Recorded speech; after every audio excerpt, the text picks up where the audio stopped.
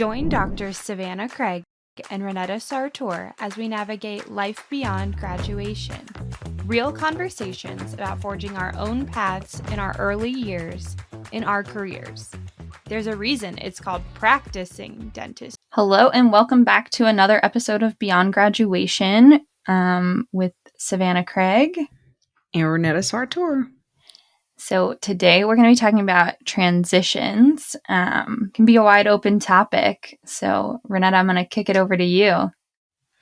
Oh yes, super wide open. So we can talk, transitions from high school to college. I don't think we want to go back that far, but transitions from dental school to a residency program or dental school to right out of school, from residency to your first job, whether it be an associateship or, going straight out of your residency into practice ownership. And then we haven't gotten to the point where we're retiring from dentistry yet, but I at least have transitioned from an associateship to practice ownership. So that'll be our trajectory for today.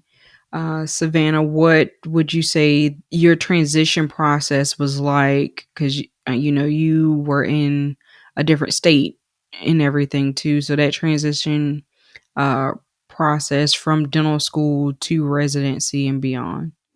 Yeah. I think we're really good at transitions by the time we get to this point. You go from college to dental school. Dental school, we had that extra transition into residency.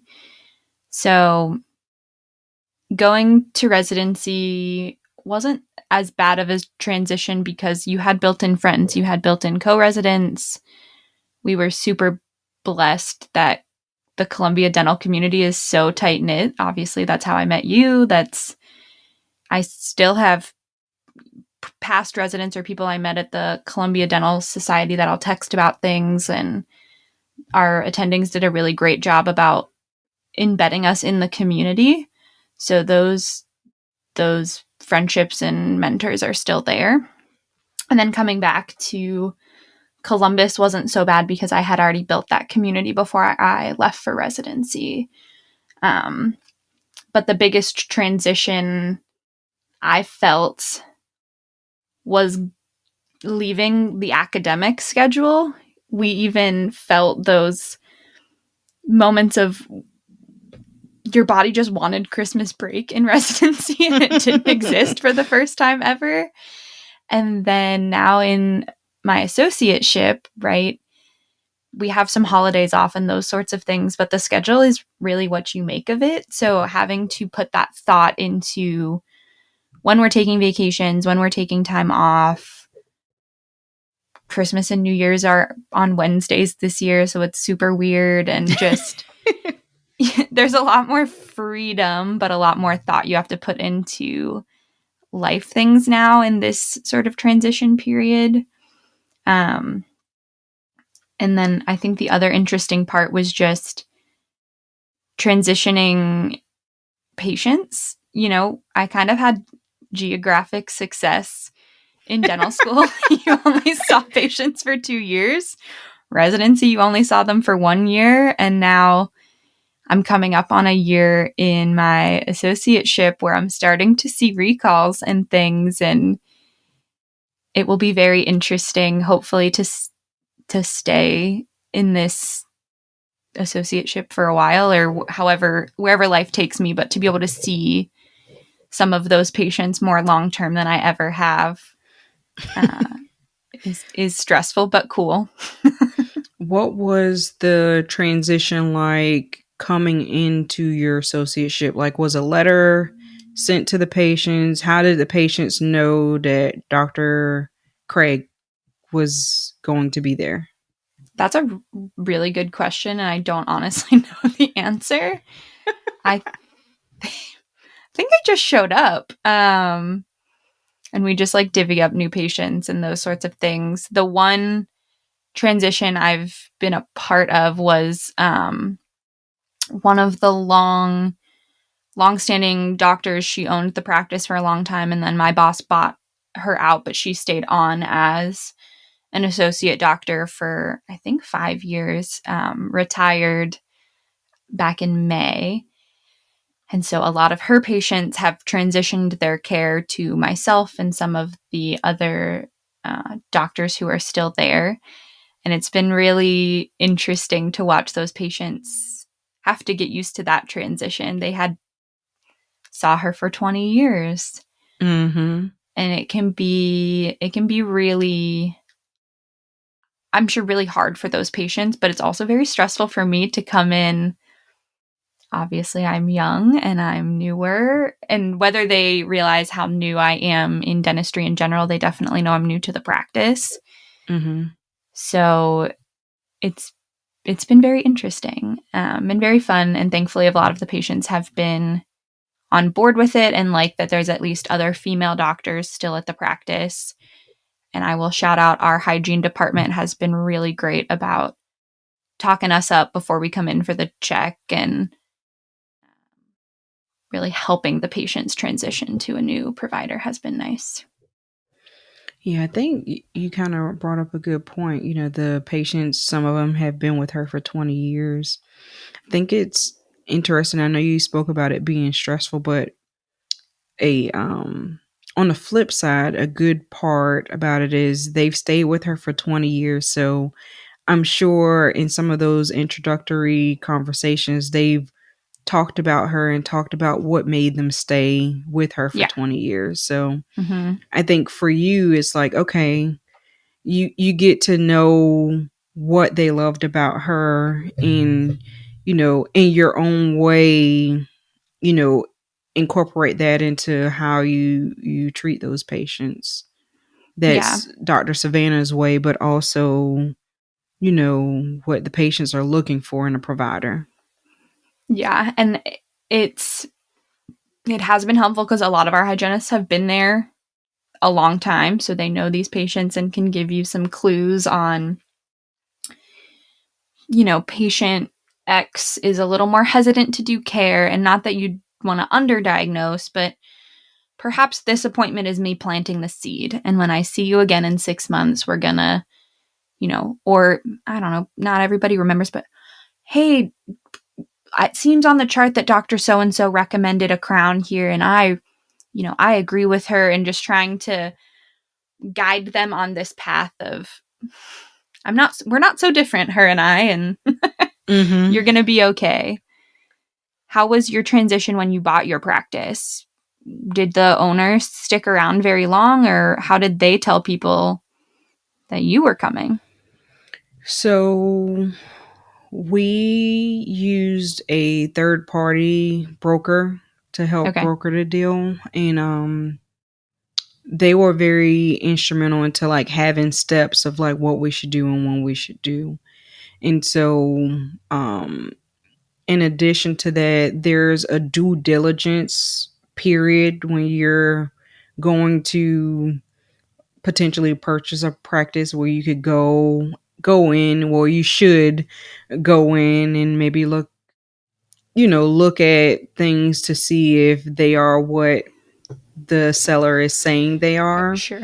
And so during those periods, a lot of times I was actually at the office meeting the team, and I would be there for hours sometime, and you know patients would come in and they'd see me, and we'd get to speak, and the team would introduce me, but patients formally knew probably about a month or so before the transition happened. And we actually wrote a letter. Like, he wrote something to them. It was one letter, but he wrote everything saying, how great it's been to Yeah. serve them for 39 years, and how, he looked for a while and he finally found someone that he felt comfortable leaving them with to care for them and their families. And then I wrote a bit introducing myself, and it had a picture of me on it, and we sent it to all of the active patients. And then he would, when patients came in, and the team would as well say, hey, if you want to see him, his last day is going to be XYZ. When we were in the due diligence and negotiation period, I did speak with him about if he wanted to stay on for like, a day or a half day. And he was fine with just letting our closing date be his last day. Yeah. Um, because he was in his 70s and, just ready to enjoy life. He worked his Yeah. whole life. So, Yeah. um, he didn't really stick around, but since he was local, if I had questions or anything like that, he was, right along the way where I could ask those questions. The transition for me was easier too because I decided to hire the team that he had had with him for a very long time. Mm-hmm. So I at least had them to help me navigate, patients and where things were in the office and that Yeah. sort of thing. So from that perspective, I was really blessed to, have that transition and for it to happen so seamlessly. Yeah. And I'm sure his sort of seal of approval really helped with the patient. You know what I mean? They feel more confident in you knowing that the previous owner wanted this and chose you and all of those things. And I have to give it to his, the team that I inherited from him in those initial meetings and conversations, the hygienist and assistant, they were very engaged and wanted to know from me, okay, well, here's a scenario. What do you normally do? Oh, wow. And so, for example, if a tooth had a really big filling in it and the hygienist could see fracture lines in it, she would kind of start queuing them up that, hey, I see this going on. I know that Dr. Sartor tends to be a little bit more proactive than, the doctor that you used to. So I Mm, could probably foresee that she might be concerned about this and may talk to you about XYZ. that's really nice. Even down to materials, he used different materials than me. And there were certain supplies or certain procedures I was bringing to the practice Yeah. that he didn't have. So they helped me be able to day one be able to provide those procedures by like telling me all of that stuff that I needed to know in advance so that on day one, if someone came in and needed a root canal, I could do it. Right. Mm-hmm. That's that's huge, having your supplies that you need for your procedures in the office uh, can be a lot. There's so many moving parts to everything. Yeah, that's a very smooth transition. We had most of the patients um, had been. I don't think they sent a letter or anything that the doctor was retiring, because she kind of just wanted to fade Phase out. into fade into the distance. Um, she was like, I don't want like the emotions or people being upset, and I can see that. But so there were a couple of patients that were surprised to find out that their doctor had retired. Um, so those were interesting conversations. But you just try to be positive about it. Dr. So and so worked here for so long and took such good care of you, and now it's her time to enjoy retirement and enjoy her life. You'll be okay. Even in those transitions, I've found having the patient speak their piece about why they loved the previous dentist. Yeah. I have found that that's a quick way for us to bond. They would tell me stories of like things he did, and I'll laugh about it, and we'll say, "Oh yeah, he was a hoot." Yeah. And then they talk about maybe emergency situations where he was there for them from a dental perspective, and they Yeah. really appreciate it. And it helps me get to know them and know what they're looking for and what they value in a dentist. So I wholeheartedly welcome that. Yeah. I think that's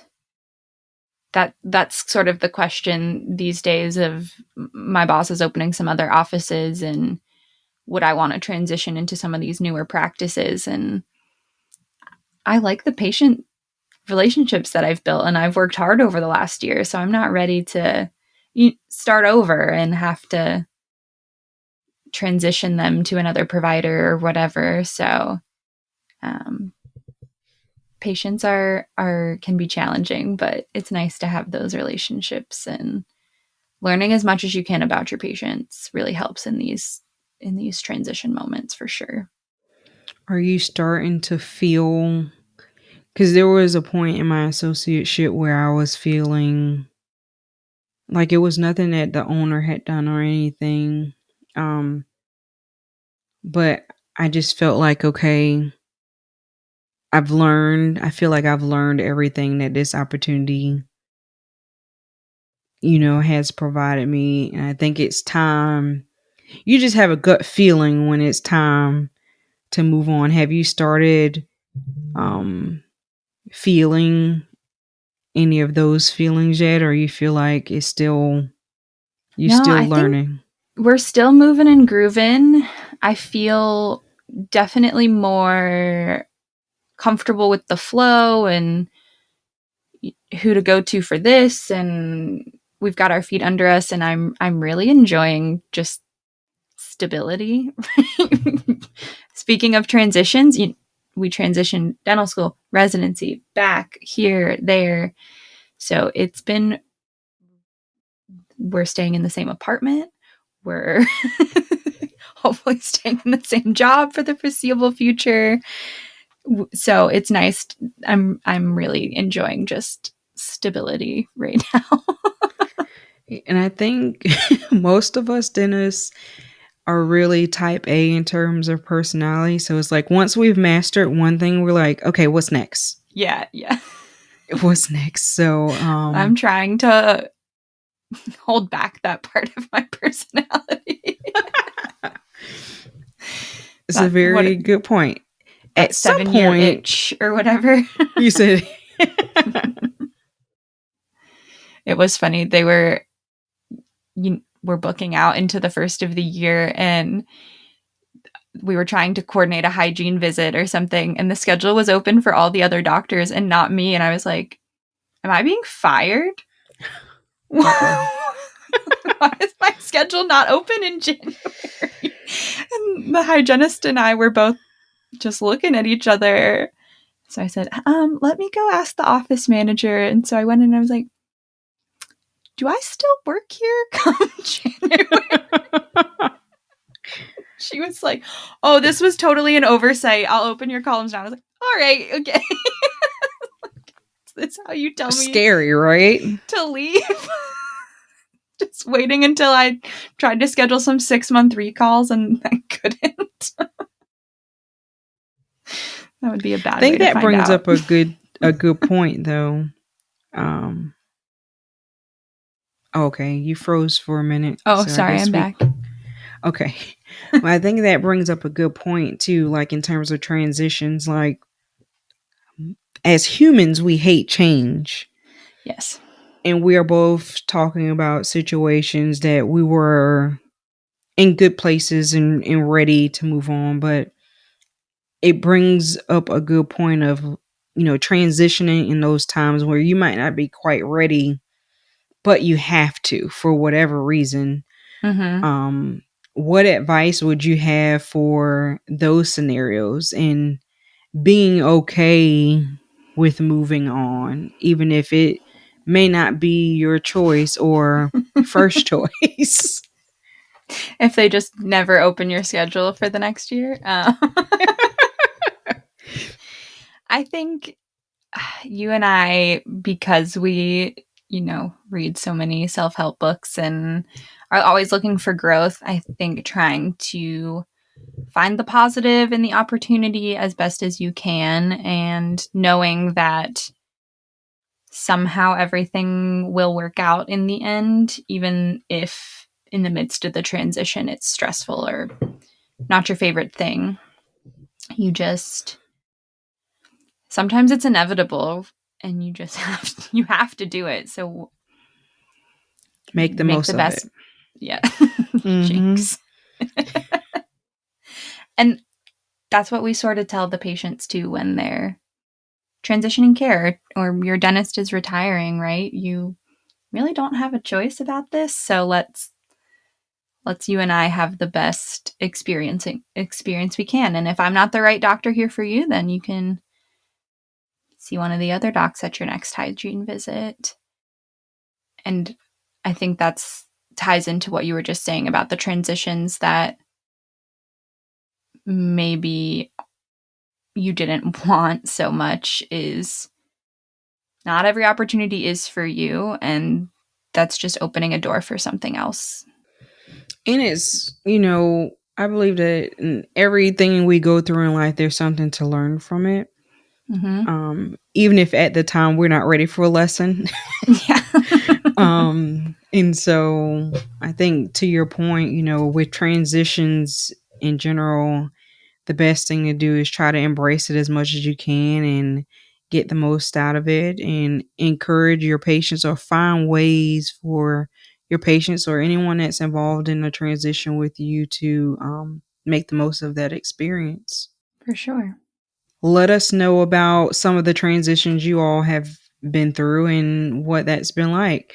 We talked about it here from mainly a dental perspective, but we do realize transitions can mean, getting married or having a new baby, or, as we all get older, taking care of aging parents, or a spouse, or nursing yourself back to health after you've had some sort of injury. So we would love to hear your feedback and your stories. So connect with us on our podcast Instagram page or our personal Instagram pages.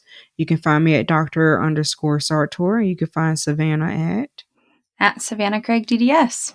Thank you for joining us for this episode of Beyond Graduation. If you enjoyed this week's episode, be sure to share it with a friend. Connect with us on social media, Savanah Craig, DDS, and Dr. _Sartor. And remember, you are not alone on this journey. This episode was sponsored by the Dental Residency Guide and the Beyond Graduation ebooks. These ebooks can be found at ignitedds.com/ebooks. Thank you so much for listening to Beyond Graduation, brought to you by Ignite DDS and Future Dentists.